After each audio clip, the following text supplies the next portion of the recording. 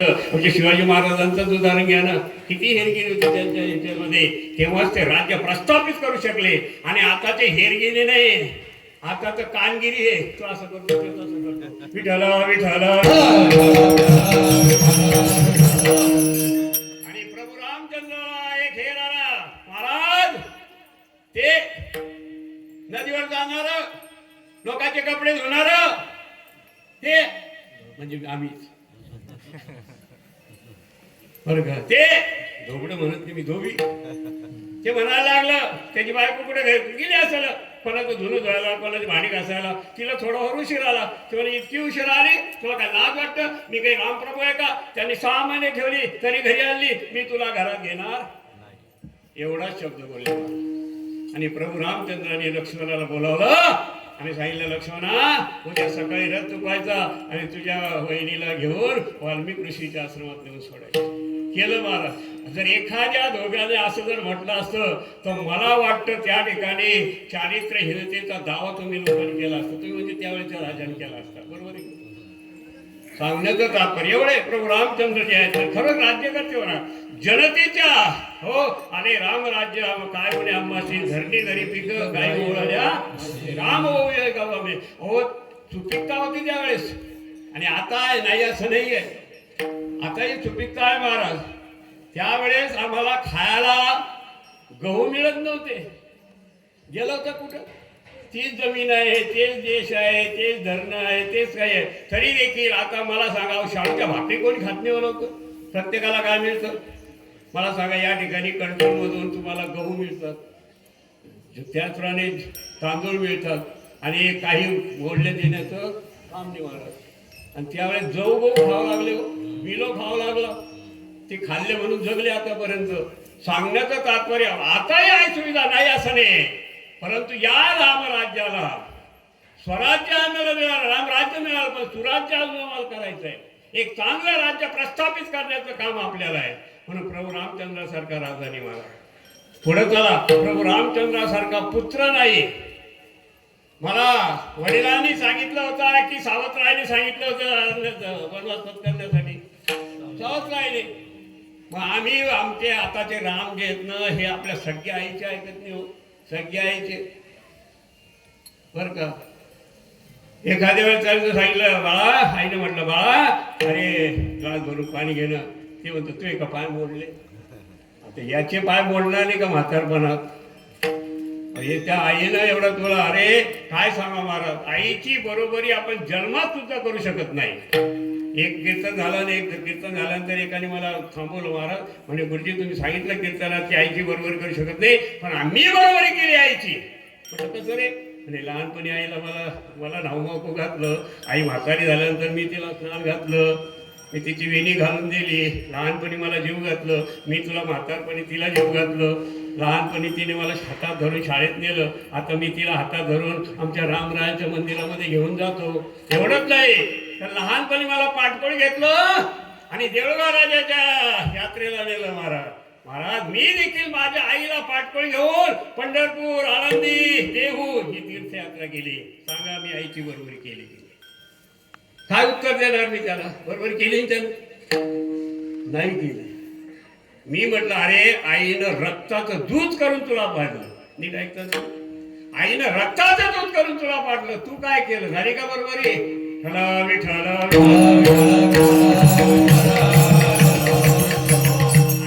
सावंतरायने म्हटलं की 14 वर्ष वनवासाला पाठवा. रामप्रभूचे काही तक्रार केली नाही महाराज.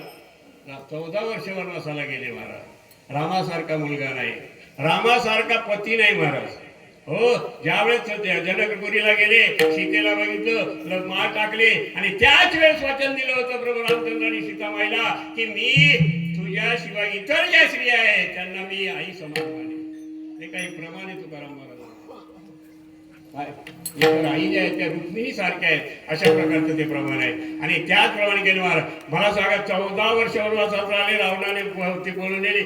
एखादा म्हटलं असता पळून गेली तर नेली जाऊ दे, आता दुसरी करू आपण नाही का? दुसरी करू. केली का? एक पत्नी व्रत त्यांचं होतं, एक वचनी व्रत त्यांचं होतं महाराज. जान जाय पर वचन ना काय असं त्यांची हे होती महाराज सांगण्याचं तात्पर्य. आणि शेवटी संशय घेतला, यज्ञ केला, सीतेची प्रतिमा मांडली, पण दुसरी बायको केली नाही. सांगण्याचं म्हणे रामप्रभू सारखे पती नव्हते. रामप्रभू सारखा काय महाराज म्हणतात शिष्य नव्हता. वाल्मिकी ऋषीची वशिष्ठ ऋषीची सेवा केली. रामप्रभू सारखे बंधू नव्हते. प्रभू अरे पायात खडावा घालून अरण्यवास पत्करला. भरत गेले त्या ठिकाणी चित्रकूट पर्वतावर. देवा रामा मी राज्यावर बसू शकत नाही. तुमची जी गादी आहे ना, तुमचं जे सिंहासन आहे त्या सिंहासनावर बसणार नाही. मला तुमच्या पादुका द्या. दिल्या पादुका. आणि अनवाणी पायाने त्यांनी पुढचा काय केला काय केलं प्रवास केला. बरं सांगा रामप्रभू सारखा बंधू नाही, रामप्रभू सारखा मित्र नाही बरं का. विभीषण हा शत्रूचा भाऊ असून देखील विभीषणाला काय दिली लंका दिली. रामप्रभू सारखा मित्र नाही. आणि त्याचप्रमाणे रामप्रभू सारखा बंधू नाही. असे जे 9 गुण आहेत हे 9 गुण आमच्या प्रभू रामचंद्राच्या ठिकाणी आहे. त्यातला एक जरी गुण आम्ही आज अंगीकारला तर या देहाचं सार्थक झाल्यासारखं होईल. विठ्ठल विठ्ठल. हे जे करू शकतो या नरदेहातच आपण करू शकतो. हा नरदेह तिघांना मिळालेला आहे. मिळालेला म्हणतोय. एक तर देवांना देव देखील या नरदेहामध्ये येतात. देव येतात, देवाचं परेच्छा प्रारब्ध आहे. संत येतात, संतांचं स्वेच्छा प्रारब्ध आहे. आणि तुम्ही आम्ही येतो, तुमचं आमचं अनिच्छा प्रारब्ध आहे. प्रारब्ध म्हणजे नशीब. प्रारब्ध म्हणजे काय नशीब. देव येतो, देवाचं स्वेच्छ परेच्छा प्रारब्ध आहे. देवाला आणावं लागतं, त्याला बोलवल्याशिवाय नाही. देवाला बोलवावं लागतं. मला सांगा तुम्ही तुमच्या घरी लग्न असल्यानंतर अगोदर तुम्ही कशाची प्राणप्रतिष्ठा करता गणपतीची. मग त्याला बोलवता की तुम्ही विघ्नहर्ता बाबा लग्नावरचं संकट काही येऊ देऊ नको, आपण बोलवतो. मला देव बोलवल्याशिवाय नाही. आणि इतकी लाडकी भक्त होती देवाची. कोण जनाबाई. जनाबाई सकाळी जात्यावर बसायची आणि हातामध्ये खुंट घ्यायची त्या जात्याचा आणि दळायला लागायची. मला काय म्हणायची एक एक विठाबाई माझे पंढरीचे आई. देव धावत यायचे. नुसते धावत येऊन बसायचे का नाही महाराज. त्या ठिकाणी दळण दळायचे. आमचे निळोबा काका फार सुंदर म्हणतात. जनीच्या घरी तू ओढी येणे जाते, जनीच्या घरी देवा ओढी येणे जाते, जोडी येले नाते पांडुरंगा पांडुरंगा जोडी येले नाते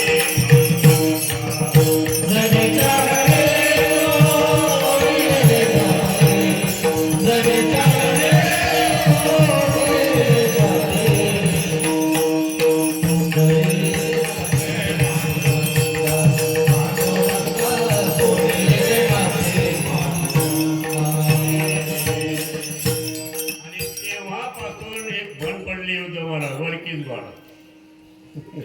जनीच्या घरी दिसे बसलेले, जनीच्या घरी तू ओढी गेले जाते, जोडी गेले नाते पांडुरंगा.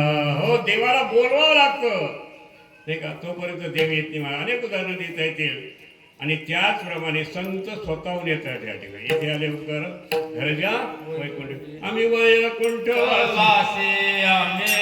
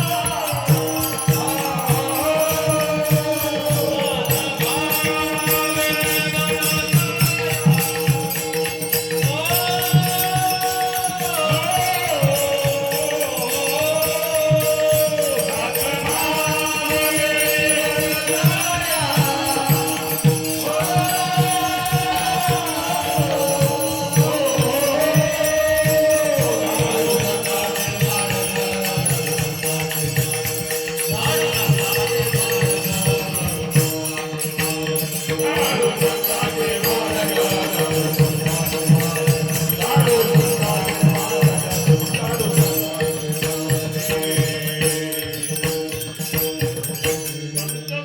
येता येतो जातो आम्ही देवाच्या संगती तुका म्हणे गातो गुण.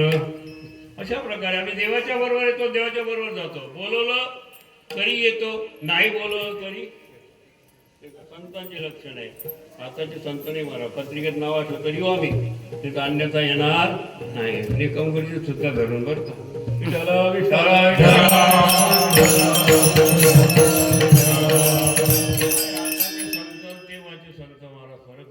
फार फार फार त्यांनी आम्हाला वाटचाल चालून दिली, पण आम्ही त्या वाटेवर अशा उड्या मारायला लागलो, उड्या मारायला लागलो. वाटच सोडून मोडून टाकली आम्ही पूर्वीची.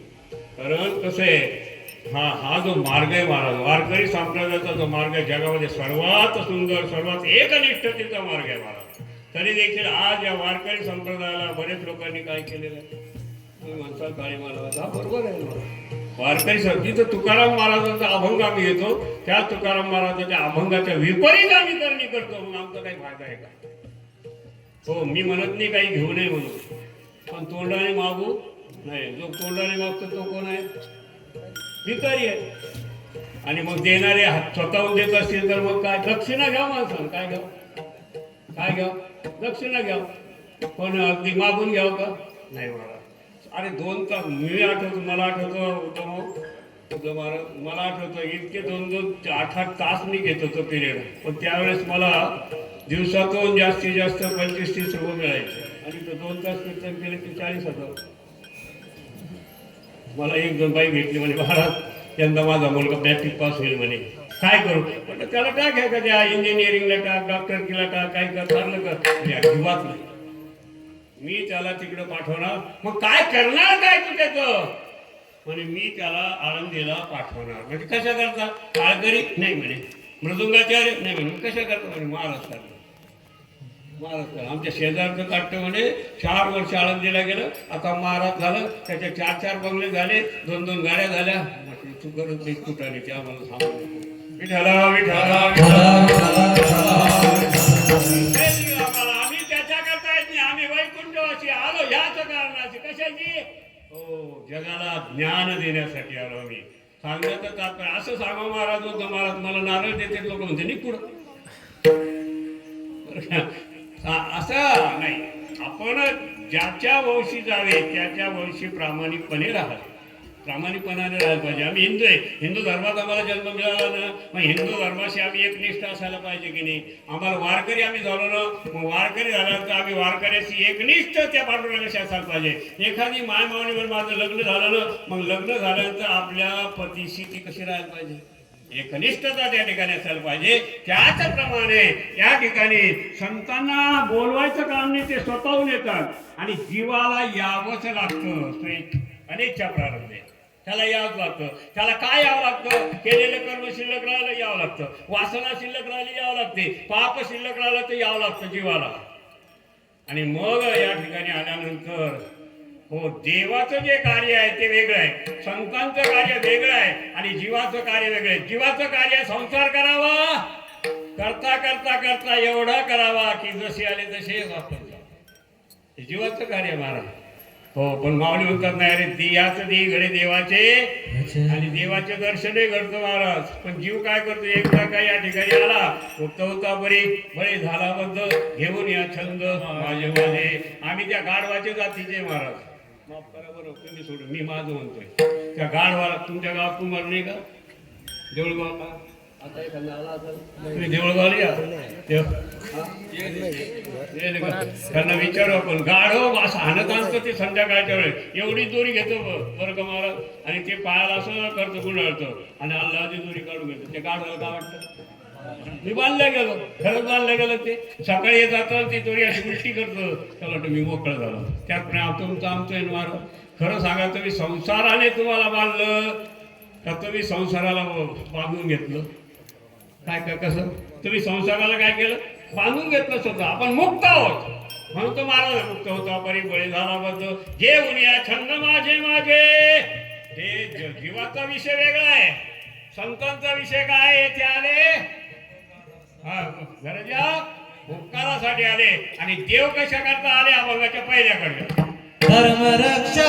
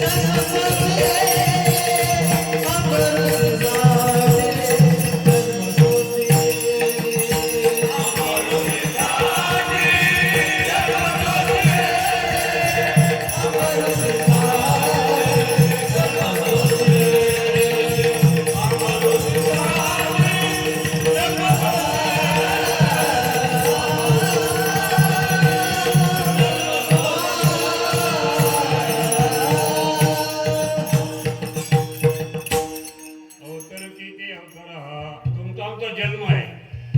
9 महिने 9 दिवस आपल्याला आईच्या गर्भात राहावं लागतं. तेव्हा कुठे आपण आईच्या गर्भातून बाहेर येतो. जन्म म्हटलेला आहे त्याला. आणि देव जो आहे तो या ठिकाणी आईच्या गर्भात न राहता या ठिकाणी येतो आणि इथून हा पंचमहादेव जो आहे तो अवतार तुम्हादराया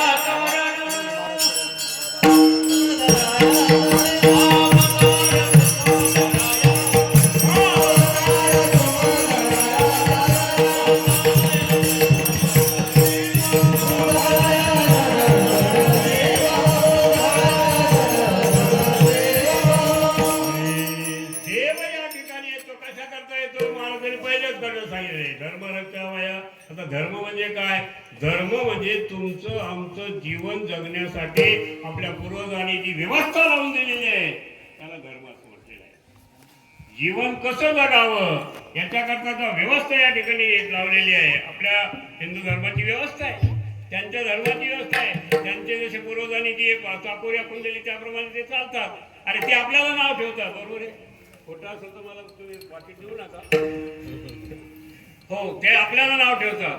ते म्हणतात आम्ही तुमच्या धर्माला अजिबात स्पर्श केला नाही. आमच्या धर्मातील बाई पान तुमच्या धर्मातील बाई पाठवून घेऊ नका. इथं आल्यानंतर मला लय आनंद झाला बरं का. असं वाटतं की मरून तुमच्या सर्वांच्या पोटी आहो, पण मी एकटा तुम्ही एवढं कसं आहे. हा पहा ना तुम्ही डॉक्टर पदर आहे आणि जी सासऱ्याचे करते कदर आणि आपल्या नवऱ्याला करते आदर. जिच्या डोक्यावर आहे पदर तिला जाणवं इंडियन. आता घेऊ नका, आहे ना पदर तुमच्याजवळ. सांगण्याचं तात्पर्य काय महाराज हे दृश्य आम्हाला शहरात दिसत नाही. असं वाटतं की मोठा फोटो काढा आणि देऊळगावच्या चौकात घालावा आणि सांगा याचे पाय घाला आणि कसं वागा. विठ्ठल विठ्ठल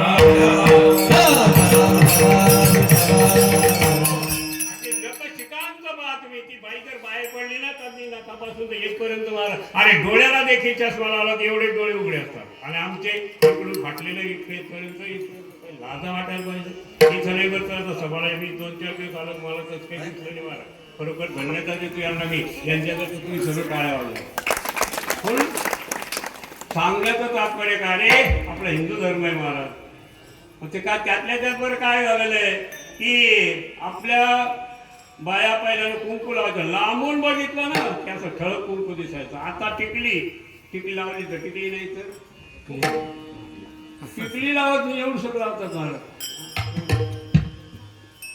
काय सांगावं सर्व अगदी व्यवस्था बिघडून टाकलेली आहे. इंग्रज आपल्या देशातून गेले पण त्यांची संस्कृती त्यांचं हे पगडी आपल्यावर ठेवून गेले महाराज. आणि हा जे आहे ना ते आपल्याला आतापासून सुधारायचं आहे. एखाद्या आई तरी आपल्या मुलीकडे बघते की नाही, अरे तुमची मुलगी जरी शिकायला जात असेल तरी 8 दिवसातून 15 दिवसात फोन करायचं, कसं काय तर जाऊन यायचं, एखाद्या वेळेस पाहायचं. नाही तर मग विपरीत अवस्था आला मग म्हणतो असं कसं केलं काऊन तुझी चूक नाही, त्याच्यात तुमची चूक आहे, तुम्ही बघितलं नाही. महाराज म्हणतात धर्माचं रक्षण करण्यासाठी हो ही व्यवस्था आहे. आणि धर्म म्हणजे काय, या ठिकाणी देवाचा धर्म वेगळा सांगितलेला आहे. धर्म रक्षावया अवतार घेसी कोणता सांगितले, आपल्या पाळीशी भक्तांचं रक्षण करणं हा देवाचा धर्म आहे. या ठिकाणी तुकोबाराला प्रश्न विचारला, कोणत्या भक्ताचं असं रक्षण केलं का हो देवाने? तुकोबा म्हणाले हो, ते दुसऱ्याकडे होते. अमरोसी साठी जनसाती अमरोसी साठी जनसाती अमरोसी साठी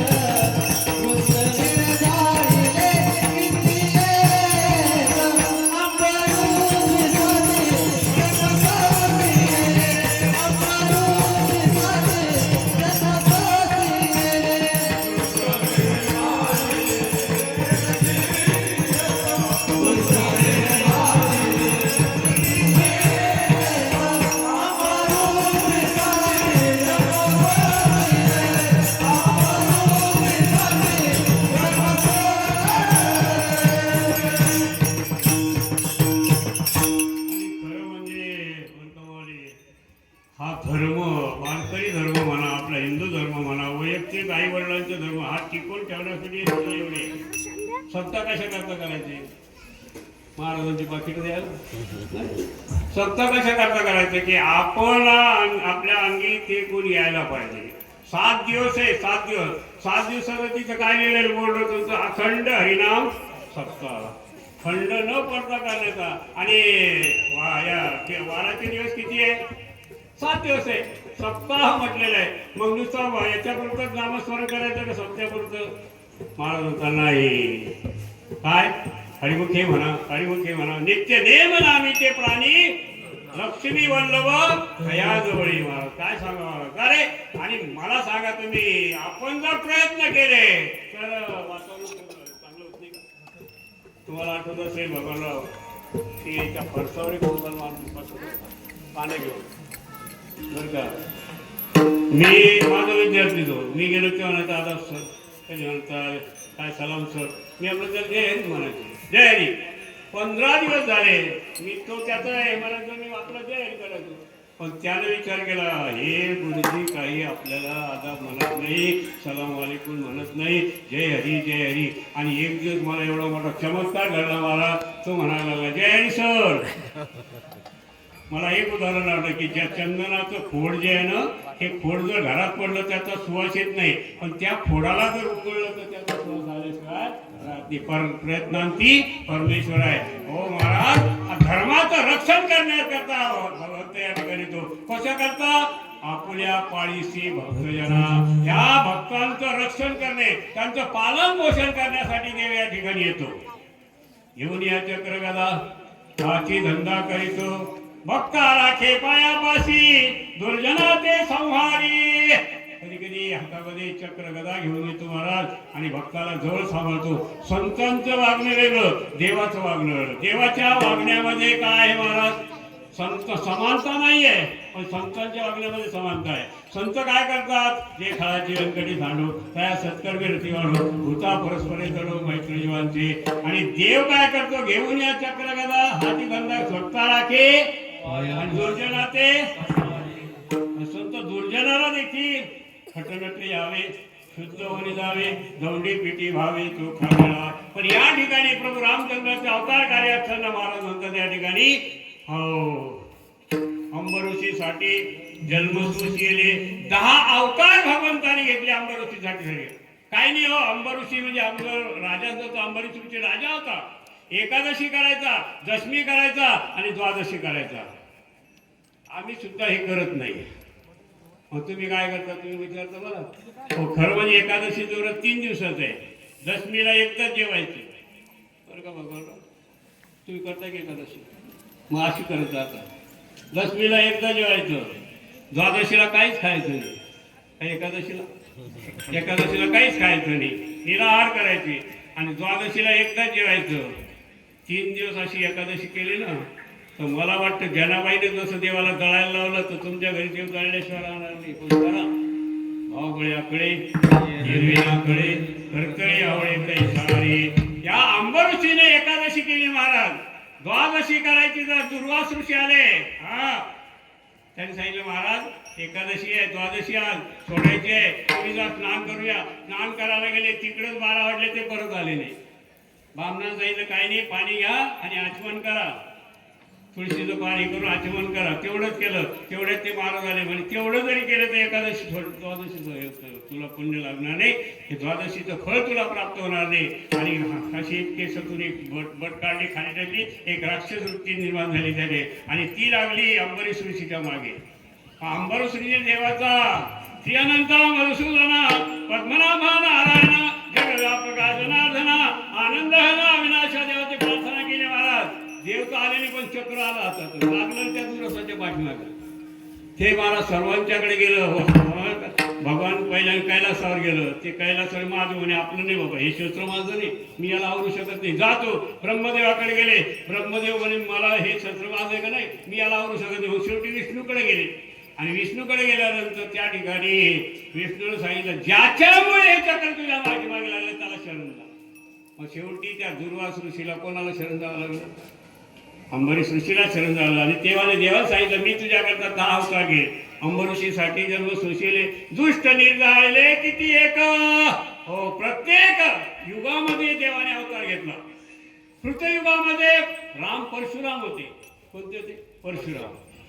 त्रेतायुगामध्ये दशरथी राम होते. नंतर द्वापार युगामध्ये बलराम होते आणि कलियुगामध्ये कलकी तुकाराम तुकाराम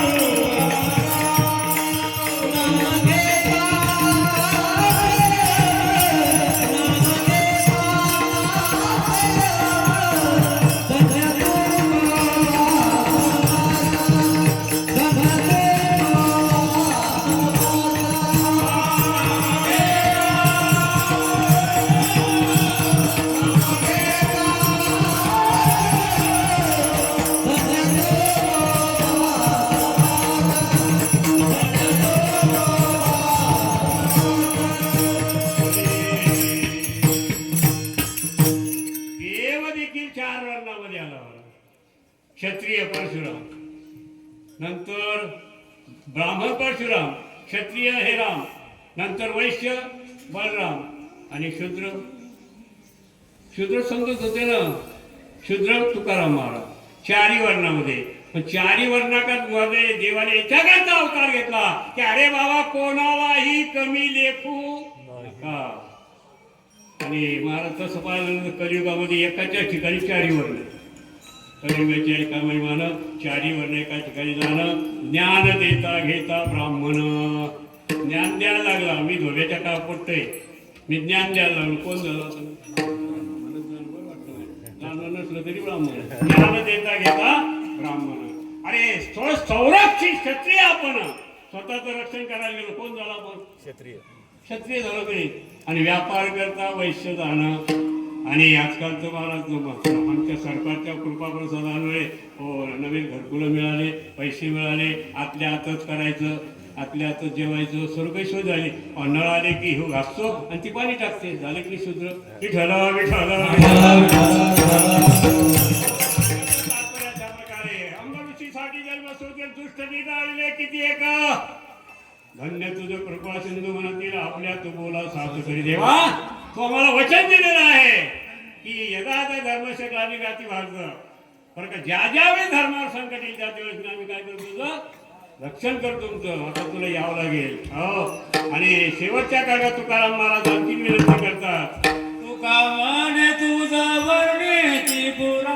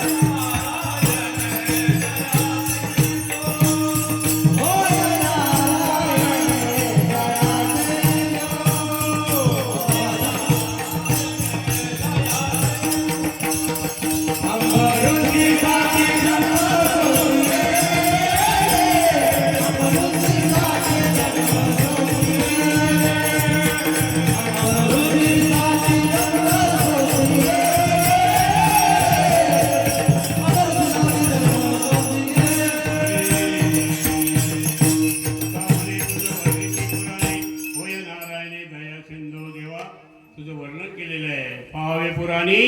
अशा प्रकारे आणि तू अवतार घेतलं. हे महाराज या ठिकाणी आता सध्या जी परिस्थिती आहे आता खर्च म्हणजे परिस्थिती अशी आहे ठीक आहे. कारण व्यभिचार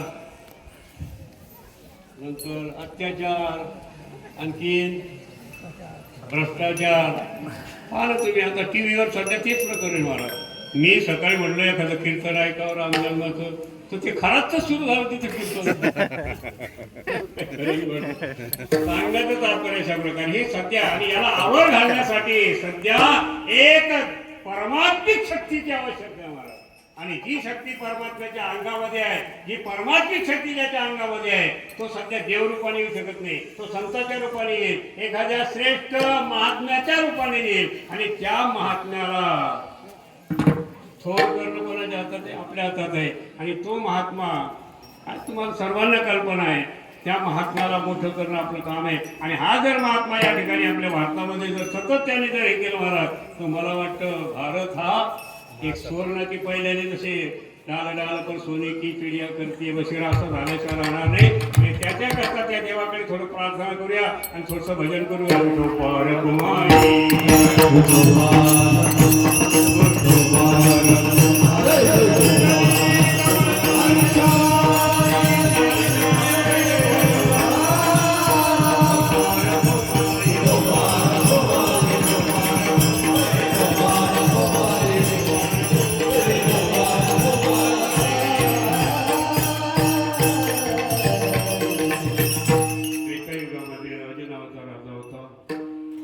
नावाच्या राजाला दशरथ नावाचा मुलगा. दशरथ हे देखील राजेच होते. दशरथ तुम्ही दशरथ नाही का? तुम्ही दशरथ आहे गाड्या हो पण तुमच्या कुठे राम येत नाही त्याला काय दशरथ आहे ना नाही असं नाही. ज्या दशरथ म्हणजे काय पंच ज्ञानेंद्रिय पंच कर्मेंद्रिय त्याचा रथच ना. आणि आज कोण आहे? हा राम आहे पण त्याला तुम्ही ओळखत नाही. तुम्ही म्हणत नाही मला तू कोणाच येतो विठाला विठाला राजे होते पुत्र होतात महाराज. शेवटी इंद्राने सांगितलं बा तू पुत्र कामेष्टी यज्ञ कर आणि पुत्र कामेष्टी यज्ञ जर केला तर तुला पुत्ररत्न प्राप्त होणार झाल्याशिवाय राहणार नाही. तो सुंदर ऋषी होते पिवांडक ऋषीचा मुलगा त्याला घेऊन ये. इंद्राने अप्सरा पाठवल्या त्या ऋषी सिंगाला अयोध्येमध्ये आणलेला आहे. आणि त्या ठिकाणी शांतनु नावाच्या राजाची जी मुलगी होती शंका तिथे लग्न केलेलं आहे त्या ऋषी सिंगाची.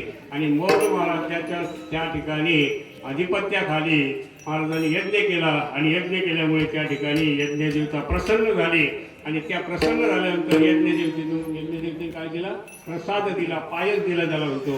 आणि आकाशवाणी झाली. त्या यज्ञदेवतेने सांगितलंय बा, हा जो प्रसाद आहे तिन्ही राणींना वाटून द्या.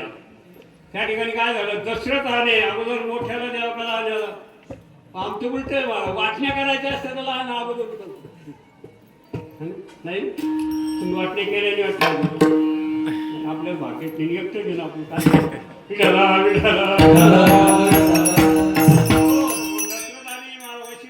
घेतलेला आहे. तो पाय घेतला, प्रसाद घेतला. पहिला भाग जो होता वरचा भाग तो कोणाला दिला? कौशल्याला दिला. मधला भाग सुमित्रेला दिला आणि शेवटचा भाग जो कैकेयीला दिला. कैकेयीला राग आला, कारण ती दशरथाची आपल्या कशी होती की आवडती होती, सौंदर्यवान होती. तिला जरा अभिमान आहे. महाराजांनी सांगितलं की प्रत्येकाचा कसा अभिमान असतो. सर्वच्या कीर्तनामध्ये ऐकलं. सांगण्याचं तात्पर्य अशा प्रकारे. मग तिला राग आला महाराज आणि प्रसाद घेतल्यानंतर सांगितलं त्या यज्ञदेवतेने की ताबडतोब सेवन करा. मग ते उशीर झाल्यावर पिंड घारीने झडपला, अंजनीने तो ठेविला. घारीने झडपला महाराज. आता जे मिळालं ते निघून गेलं. जे मिळालं त्याच्यात काय माग सांगणार? समाधान नाही का? मला जर वाटतं मी मोदी व्हावतो पण एवढं पद मिळालं ते का पाहिजे. हरिभक्त कोणाची डिग्री किती महाराज लवकर कोणी घेऊ शकत नाही ना. तुमची माझी असेल काळजी राहतं आणि आम्ही सदा काळजी. सांगण्याचं तात्पर्य अशा प्रकारे आम्हाला लोकांचं कुठं विचित्र आहे. आमच्या भगवान बाबा एका ठिकाणी कीर्तनाला माझ्या आलो म्हणून सांगतो. भगवान बाबा एका ठिकाणी कीर्तनाला गेले आणि कीर्तन केलं. महाराज त्यांनी सांगितले बा हे जे आहेत नाही हे यांनी चांगलं मठाची आपल्या हरिभक्तपराने यांनी चांगली मठाची व्यवस्था ठेवली. उत्तर यांची प्रगती हो. बाहेरून गाडी बसल्यानंतर ते त्याचं पोरगं पळत आलं म्हणजे तुम्ही आमच्या बापाचा अपमान केला. काय केला? अपमान केलं होतं. कसं काय? तुम्ही माझ्या वडिलांना हरिभक्त पारायण म्हटलं होतं. त्यांना मठाधिपती म्हणायचं आहे. मला सांगा हरिभक्त पारायण डिग्री घेऊन जातील का मठाधिपती घेऊन जातील? मग जागेवरच जाईल ना. मरावे परी कीर्ती मरावे. अशा प्रकारे मग या दोघींनी काय केलं? कौशल्याने आणि सुमित्रेने आपल्या वाट्यातला अर्धा हिस्सा तिला दिला महाराज. आणि मग त्या प्रसादापासून गर्भधारणा झाली. गेले पहिल्याने दशरथ राजे कोणाकडे? कैकेयीकडे. आणि कैकेयीला तर अगोदरच महाराज रागायला होता. हो, या तुमचा राग कसा असतो मलाही माहिती आहे. इकडला राग कसा असतो बरं का? कैकेयी महाराज तिनं पाहिलं की राजे येत आहे, झोपलेली आहे, केस मोकळा सोडलेली आहे आणि आल्यानंतर उठली नाही. महाराज विचारलं काय डोळायला लागले? मला डोळे एकच लागले. मोठ्याला अरण्यात पाठवा आणि लायण्यात गादीवर. दुःख झालं. तसं सुमित्रेकडे गेले. सुमित्रेने ओवाळलं महाराज. विचारलं तुम्हाला डोहाळे काय लागले? त्यांनी सांगितलं असं वाटतं की मोठ्याशी अगदी शेवटपर्यंत सेवा करावी म्हणून लक्ष्मणाने शेवटपर्यंत आम्हाला सोडलं महाराज. आणि मग कौशल्याकडे आल्यानंतर त्या ठिकाणी कौशल्याचा अवतार बघितला महाराज. ती रामरूप झालेली होती. जो रामाची झाईल तो रामरूप होईल. जो जडाशी झाईल तो जडरूप होईल. रामाचं ध्यान करा तो रामरूप होईल महाराज. काय असं म्हटलेलं आहे? राम रूप झाल्याशिवाय राहणार नाही. अरे नाही पहिल्याने किती संस्कृती चांगली होती आपली. कोणी भेटलं तर काय म्हणायचे? राम राम राम राम. आता जय हरी ते म्हणत नाही महाराज. जय हरी रामकृष्ण हरी. आमचा मंत्र कोणता आहे? रामकृष्ण हरी. रामाचा आचार करायचा. रामाचं काय करायचं? आचार करायचा. आचार करायचा. आत्ताच किंडगावराजाला कीर्तन झालं त्या ठिकाणी झालं रामाचा आचार करा. कीर्तन झाल्यानंतर बाई आली म्हणजे रामाचा कसा आचार करा? आंब्याचा करा म्हणलं. बाई आचार म्हणजे आचरण. रामाचं आचरण करायचं आणि कृष्णाचा काय करायचा? विचार करायचा. फक्त विचार करायचा. ते उद्देश वागायचं वागायचं नाही. आणि हरीचा काय करायचा? हरिमुखे बोला हरिमुखे बोला हरिमुखे बोला पुण्याची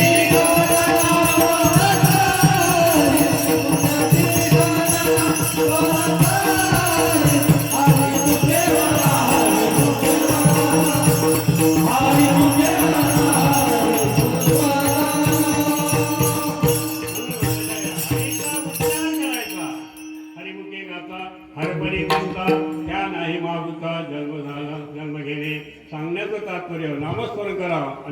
नामस्मरण केल्यामुळे अस्वल्प वाटे चला जाऊ वाचे गाऊ विठ्ठल नामस्मरण करा महाराज. अशा प्रकारे तिन्ही राण्यांना गर्भधारणा झालेली आहे आणि अशी शेवटची वेळ आलेली आहे आणि शेवट 9 महिने 9 दिवस झालेले आहे आणि प्रभू रामचंद्राचं अवतरण त्या ठिकाणी होणार आहे.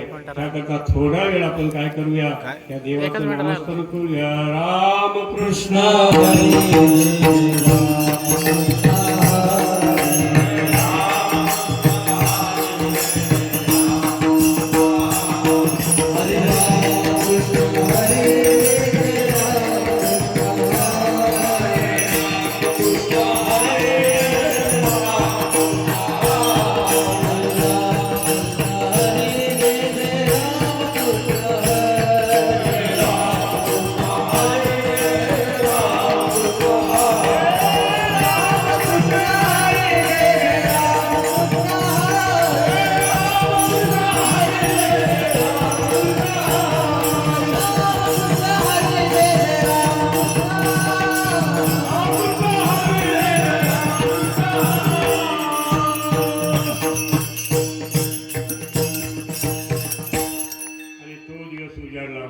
ज्या दिवशी प्रभू रामचंद्र या ठिकाणी अवतार घेतले, त्या ठिकाणी आमचे नामदेव महाराजांनी फार सुंदर वर्णन केलेलं आहे. उत्तम चैत्र मास ऋतू वसंताचा दिवस. चैत्र महिना होता, वसंत ऋतू होता बरं का. शुक्ल पक्ष नवमी, शुक्ल पक्ष होता, शुद्ध पक्ष होता, नवमी होती. आज काय नवमीच आहे. पुढे म्हटलेलं आहे उभे सुरवरी उभे. आज देवदेवता देखील या ठिकाणी आलेले आहे भगवंताचं जन्मोत्सव पाहण्यासाठी. मध्यान्ही दिनकर हो माझ्या वंशी आज देवाचा अवतार होणार आहे म्हणून सूर्यदेव देखील एका ठिकाणी थांबलेले महाराज म्हणतो मध्यान्ही दिनकर पळभरी होईस चिर. थांबलाय तो तेव्हाचं दर्शन घेण्यासाठी. सूर्याला कळालं पण अजून काही न कळत नाही महाराज. धन्यमीच त्रिभुवने माझे वंशी चक्रपाणे. कौशल्यामध्ये मी धन्य आहे. माझ्या वंशामध्ये कोण जन्म घेणार आहे? देव जन्म घेणार आहे. सुशोभित आहे दिशा आनंद नरनारी शेषा. मला सांगा वर्षातून एक दिवस तरी हा एवढा आनंद येतो का? आजचा जो आनंद आहे हा अत्यानंद म्हणायला पाहिजे. विषयानंद नाही, परमार्थिक आनंद आहे, अत्यानंद आहे. ती कौशल्या म्हणायला लागली की मी खरोखर धन्य झालेली आहे. आज सुंदर अशा प्रकारे या ठिकाणी सर्वांना आनंद झालेला आहे. नर नारी सर्वांना आनंद झाला आहे. पशु पक्षी सर्वांना आनंद झालेला आहे. नाही कौशल्यशी भान उदरी आणि नारायण. भान नाही महाराज विसरून गेलेले आहे. तद्रूप झालेले आहे. तद्रूप होणे म्हणजे काय? त्याच्याशी एकरूप होणे. जर त्याप्रमाणे पाणी असतं की नाही, पाण्याला ज्या रंगामध्ये टाकलं ते रंग. पाणी तेरा रंग कैसा जिसमें मिलाया कैसा. तसं आमचं हमारा रंग कैसा. तिकडे गेले की कैसा आणि इकडे आले की ऐसा. मग काय सांगा मला. परंतु कौशल्य एक रामरूपच ती झाली होती. अयोनी संभ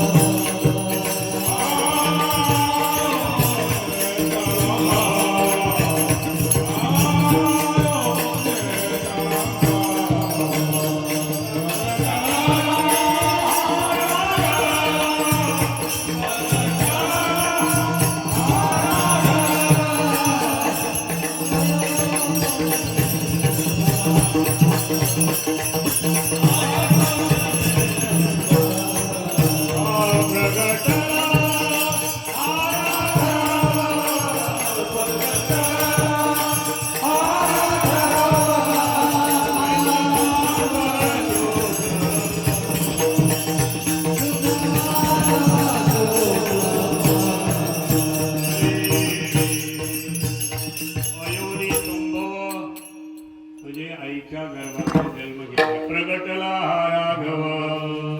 अशा प्रकारे देवाने त्या ठिकाणी काय घेतलेला आहे? अवतार घेतलेला आहे.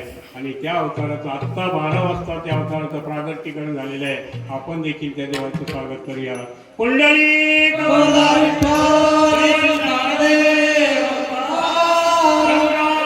चंद्र भगवान श्रीराम जय राम जय जय राम.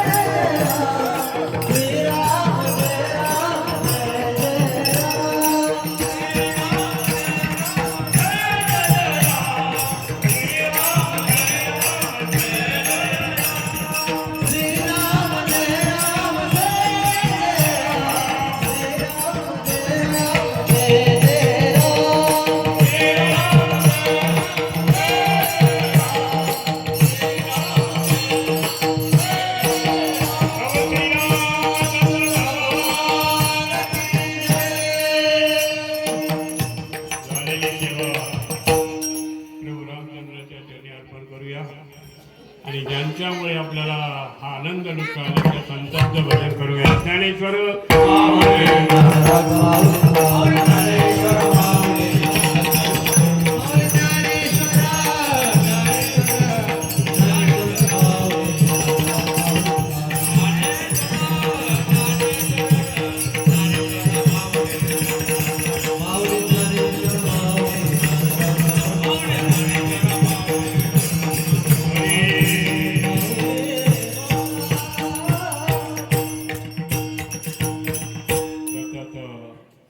एकच मागणं देवाकडे मागूया की दरवर्षीप्रमाणे आम्हाला प्रभू रामचंद्राची सेवा घडली पाहिजे आणि त्याकरता उत्तम उत्तम आरोग्य आपल्याला प्राप्त हो, धनसंपत्ती वगैरे प्राप्त हो आणि हे प्रभू रामचंद्र अशाच प्रकारचं धार्मिक कार्य आमच्याकडून हो हीच प्रार्थना रामरायाला करूया. आणि याच ठिकाणी सेवेला पूर्ण देव कोणी उठायचं नाही. विठ्ठल जय जय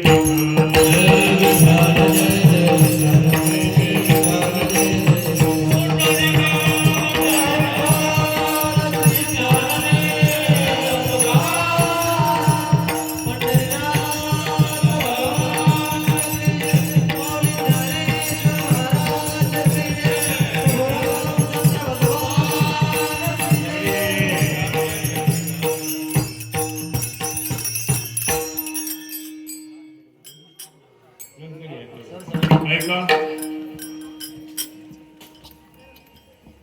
आमचे हरिभक्तपरायण उद्धव महाराज गुणगौ शिस्त सहाय्यक आमदार संतोषराव पाटील दानवे, मनोज पांडुरंग दुनगवे, पांडुरंग दुनगवे यांच्याकडून सेवाधारी महिला मंडळ शिळा यांना मर्यादा पुरुषोत्तम प्रभू रामचंद्राची प्रतिमा हे सप्रे भेट देणार आहे.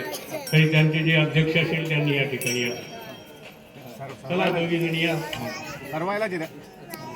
अध्यक्ष आणि उपाध्यक्ष चला मावळे. आणि दुसरी एक विनंती आहे,